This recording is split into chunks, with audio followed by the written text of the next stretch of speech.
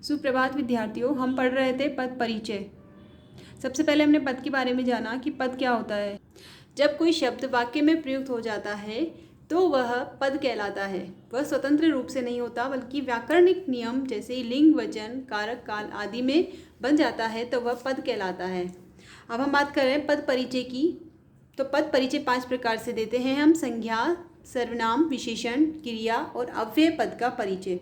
यानी वाक्य में हम पद परिचय या किसी भी पद का परिचय देंगे तो वो 5 में से ही होगा, या तो संज्ञा, सर्वनाम, विशेषण, क्रिया, अव्यय में से होगा।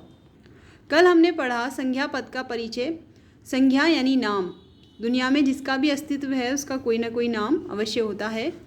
संज्ञा के हमने 3 भेद पढ़े: व्यक्तिवाचक, जातिवाचक और भाववाचक। संज्ञा पद परिचय देते समय हम 5 बातें बताएंगे। पहला, संज्ञा का प्रकार, लिंग, वचन, कारक, क्रिया के साथ संबंध, ये हमने कल पढ़ लिया था। आज हम संक्षिप्त रूप से रिवीजन करेंगे सर्वनाम पद का परिचय। तो सबसे पहले सर्वनाम शब्द के बारे में जानेंगे कि सर्वनाम क्या होता है। सर्वनाम शब्द 2 शब्दों से मिलकर बना है, सर्व प्लस नाम। सर्व यानी सबका, नाम यानी नाम। नाम हमने पढ़ा था संज्ञा की, संज्ञा का अर्थ होता है नाम। तो सबका नाम ही क्या कहलाता है? सर्वनाम कहलाता है। कैसे, हम उदाहरण से समझेंगे। जैसे मैंने यहाँ पर कुछ नाम लिखे हैं: लकड़ी, पुस्तक, पेन, लड़का, कुर्सी। ये नाम है, ठीक है, किसी न किसी के नाम है। तो ये सब क्या है? संज्ञा है। लेकिन मैंने लकड़ी की जगह कहा यह, पुस्तक की जगह कहा यह, पेन की जगह कहा यह, और लड़का की जगह कहा यह, और कुर्सी की जगह कहा यह। तो यह शब्द इन सब का क्या हो जाएगा? नाम हो जाएगा। तो यह शब्द कहलाएगा सर्वनाम, क्योंकि ये क्या हो गया? सबका नाम हो गया। और परिभाषा की बात करें तो परिभाषा हो जाएगी: संज्ञा के स्थान पर प्रयुक्त होने वाले शब्द को सर्वनाम कहते हैं। कि संज्ञा के स्थान पर प्रयुक्त होने वाले शब्द को क्या कहते हैं? सर्वनाम कहते हैं। अब हम सर्वनाम के भेदों की बात कर लेते हैं। तो सर्वनाम के 6 भेद होते हैं। पुरुषवाचक, पहला है पुरुषवाचक, दूसरा निश्चयवाचक, तीसरा अनिश्चयवाचक, चौथा संबंधवाचक और 5वां प्रश्नवाचक और 6ठा है निजवाचक। बात करते हैं हम पुरुषवाचक की। तो सबसे पहले हम इसके भेद देखते हैं। पुरुषवाचक सर्वनाम के 3 भेद होते हैं। यहाँ से बात करें हम: वक्ता यानी कहने वाला, श्रोता सुनने वाला, और अन्य तीसरा जिसके बारे में बात की जाती है, जिसके बारे में कहा जाता है। तो वक्ता कहने वाले को कहते हैं हम उत्तम पुरुषवाचक, श्रोता सुनने वाले को कहते हैं हम मध्यम पुरुषवाचक, और जिसके बारे में बात कर रहे हैं वह कहलाता है अन्य पुरुष। उत्तम पुरुष कहने वाला जैसे मैं और सब करे बात तो हम, मैं, हम और इनसे बनने वाले शब्द। मध्यम पुरुषवाचक श्रोता सुनने वाला यानी आप, तुम। अन्य पुरुषवाचक यह, वह, ये, वे।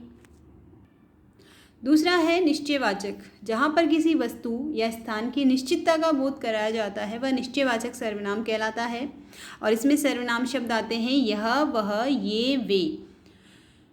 जैसे यह मेरा घर है, यह मेरा घर है, तो घर की निश्चितता हो गई कि यह मेरा घर है। तो यहाँ पर यह शब्द क्या हो जाएगा? निश्चयवाचक सर्वनाम हो जाएगा।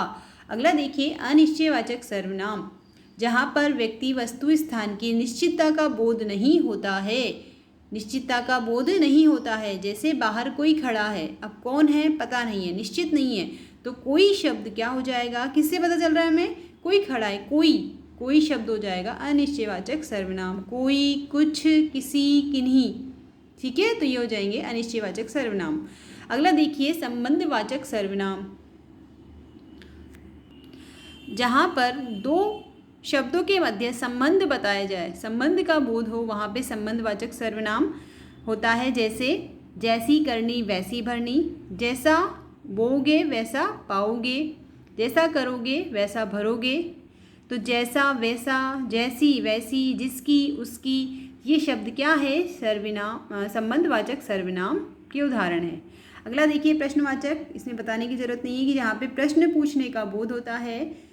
जैसे कौन से शब्दों से होगा? तो कौन, क्या, किसे, ये सब प्रश्नवाचक सर्वनाम के उदाहरण हैं या प्रश्नवाचक सर्वनाम के शब्द हैं। जैसे बाहर कौन है, तो किससे पता चल रहा है हमें? कौन से, तो कौन हो जाएगा सर्वनाम प्रश्नवाचक। अगला और अंतिम देखिए निजवाचक सर्वनाम। निज, निज का मतलब होता है अपना। निज का क्या मतलब होता है? अपना। जिस शब्द का प्रयोग अपने लिए, स्वयं के लिए, खुद के लिए किया जाए वे सर्वनाम शब्द कहलाते हैं निजवाचक। जैसे आप, स्वयं, खुद, निज, अपना, अपने आप, ये शब्द निजवाचक सर्वनाम के शब्द हैं। जैसे उदाहरण, मैं आप खा लूँगा, मैं स्वयं कर लूँगा, वह अपने आप चला जाएगा। तो अपने आप, स्वयं, खुद, ये क्या है? निजवाचक सर्वनाम के शब्द हैं। तो ये हमारा सर्वनाम संक्षिप्त रूप से हो गया है। ठीक है, आप अपनी नोटबुक में इसे विस्तार से पढ़िएगा। अब हम बात करते हैं कि सर्वनाम पद परिचय बताते समय हमें क्या क्या बताना है। तो जो संज्ञा में हमने बताए हैं वही हम सर्वनाम में बताएंगे। एज इट इज पाँचों के पाँचों वही बताने हैं। कि पहला है प्रकार। अब यह प्रकार किसका हो जाएगा? सर्वनाम का हो जाएगा। दूसरा लिंग, तीसरा वचन, चौथा कारक और पांचवा हो जाएगा क्रिया के साथ संबंध। हम उदाहरण लेते हैं। उदाहरण देखो कि सुंदर गृहिणी की तो मुझे याद नहीं, लेकिन उनके बेटे और पतोहू को तो मैंने देखा था। ये पाठ है आपका क्षितिज की बुक का पाठ है, बाल गोविंद भगत। अभी हमने पढ़ा नहीं है, उसमें से एक वाक्य लिया है मैंने कि सुंदर गृहिणी की तो मुझे याद नहीं, लेकिन उनके बेटे और पतोहू को मैंने देखा था। तो मैंने 3 शब्द पे लाइन करी है नीचे, मुझे, उनके और मैंने। ठीक है, तो मुझे यहाँ लेखक अपने लिए कह रहा है, तो लेखक की जगह, के नाम की जगह हमने किसका प्रयोग किया? मुझे। तो ये मुझे क्या हो जाएगा? सर्वनाम शब्द हो जाएगा। लेकिन उनके बेटे, किसके बेटे हैं? किसी का नाम होगा, उसकी जगह हमने क्या लिख दिया? उनके बेटे। बाल गोविंद भगत की जगह उनके बेटे। और मैंने, यहाँ भी लेखक कह रहा है मैंने, लेखक यानी लेखक ने देखा था, लेकिन यहाँ पे शब्द का प्रयोग किया है मैंने। तो मैंने भी क्या हो जाएगा? सर्वनाम। अब देखते हैं मुझे।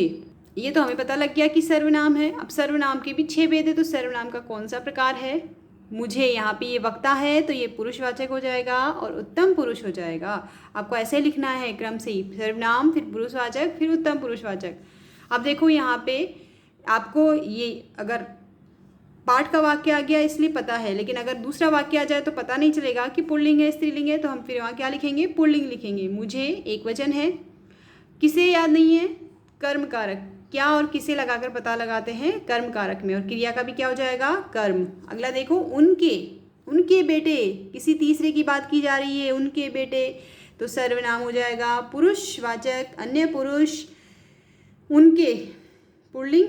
ठीक है, स्त्रीलिंग पुल्लिंग, तो पुल्लिंग आ जाएगा। एक वचन, वैसे तो एक वचन है, लेकिन आदर के लिए, बड़ों के लिए प्रयोग हो रहा है तो हम यहाँ बहुवचन भी लिख सकते हैं, लेकिन साथ में लिखेंगे कि आदरार्थ बहुवचन।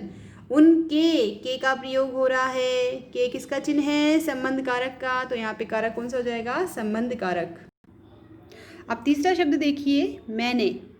ने चिन्ह है कर्ता कारक का, मैं के जुड़ा हुआ है। मैंने आपको बताया था कि सर्वनाम के साथ जब शब्द जुड़ते हैं तो साथ में जुड़ते हैं, और नाम के साथ जुड़ते हैं जैसे राम, ने, तो अलग अलग लिखते हैं।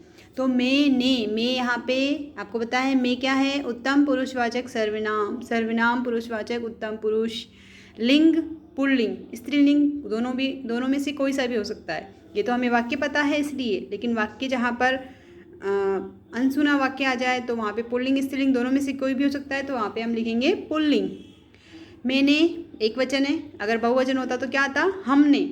यहाँ पर एक वचन है, मैंने, ने कर्ता कारक का चिन्ह है, और देखा था। देखो, मैंने देखा था, क्रिया क्या है? देखा था। देखा था का क्या हो जाएगा? ये कर्ता हो जाएगा। तो हमारा ये सर्वनाम वाला एक छोटा सा रिवीजन कंप्लीट हुआ।